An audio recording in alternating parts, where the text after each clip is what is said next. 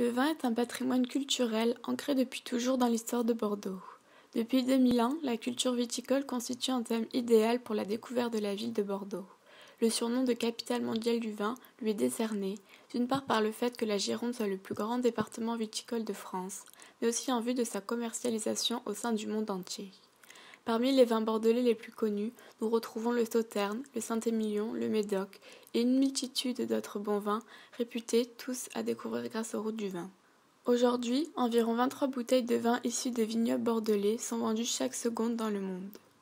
Le cannelé est lui aussi une spécialité emblématique bordelaise, existant depuis le XVIIe siècle. Il s'agit d'un petit gâteau à pâte tendre, parfumé au rhum et à la vanille et à la croûte caramélisée, inventé par des religieuses du couvent des Annonciades en Gironde, qui récupéraient la farine dans les cales des bateaux. En plus de ces spécialités, la ville semble également séduire les chefs de renom. En effet, à partir de 2015, la ville de Bordeaux accueille de nouveaux chefs restaurateurs étoilés. En septembre, Bordeaux reçoit Philippe Etchebest, meilleur ouvrier de France et animateur de l'émission Cauchemar en cuisine en France. Il ouvre au sein du Grand Théâtre son restaurant Le 4e Mur. Le 5 février dernier, son restaurant a d'ailleurs obtenu sa 2e étoile par le guide Michelin. Quelques jours plus tard, celui-ci fait face à un autre grand chef, le célèbre Gordon Ramsay, qui s'établit également place de la Comédie.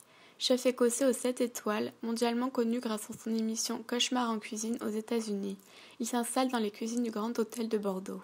Le restaurant, le Pressoir d'Argent, devient alors une des tables incontournables de France.